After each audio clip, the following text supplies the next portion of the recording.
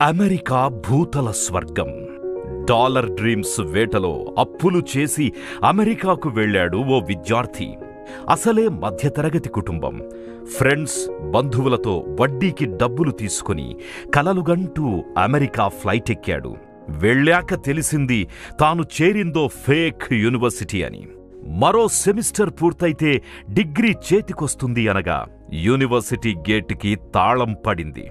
దాంతో కళ్ల ముందే కలలకోట కూలిన ఫీలింగ్, కాళ్ల కింద భూమి కదిలిన వేదన ఆ విద్యార్థి గుండెలో రాయి పడ్డంత పనయ్యింది. సంక్షోభం సవాళ్ల నుంచే సామ్రాజ్యాలు నిర్మించుకుంటారు కొందరు.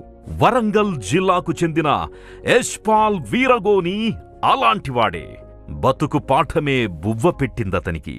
తనకెదురైన అనుభవాలనే సోపానాలుగా మార్చుకున్నాడు.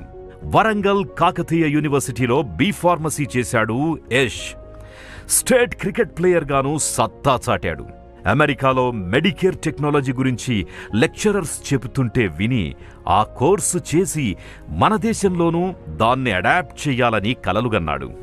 తండ్రిది బార్ క్యాషియర్ డ్యూటీ, తన కలేమో పెద్దది.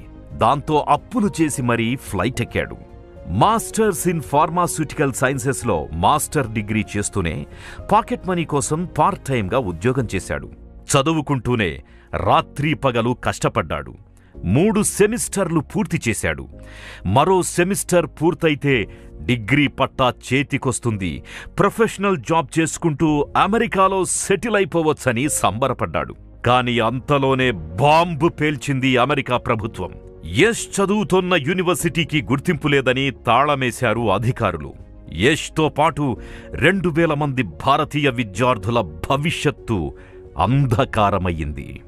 అందరూ లబోదిబోమంటున్న టైంలో అమెరికా ప్రభుత్వంతో, అక్కడి ఇమ్మిగ్రేషన్ అధికారులతో తన గోడు వెళ్లగెక్కాడు యష్. యూనివర్సిటీ స్టాండర్డ్స్ మెయింటైన్ చేయకపోతే మేమెలా బాధ్యులమవుతాం?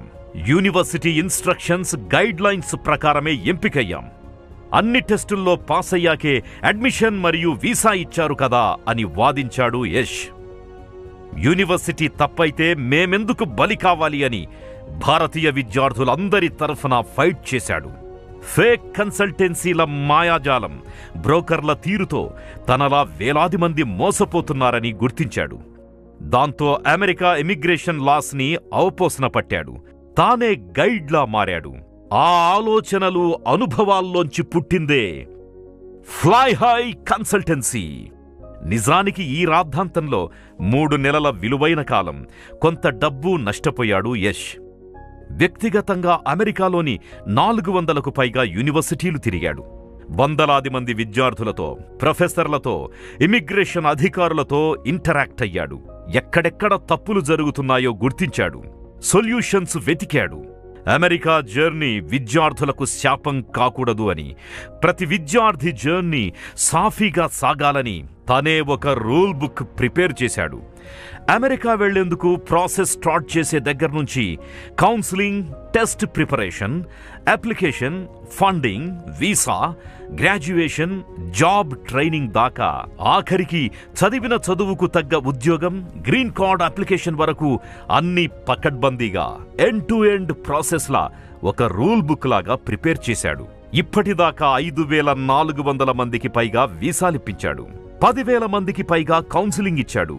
2010లో హైదరాబాద్ ఫ్లై హై కన్సల్టెన్సీని స్థాపించిన యష్ వరంగల్, వైజాగ్, విజయవాడకు తన సేవలను విస్తరించాడు.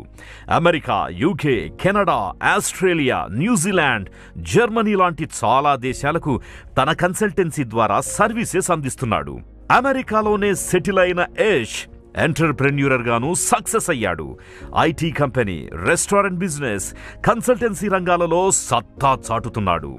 యువతకు అతనిచ్చే సందేశం ఒక్కటే, dream high, aim high, fly high అని.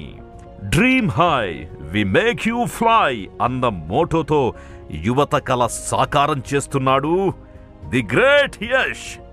All the best.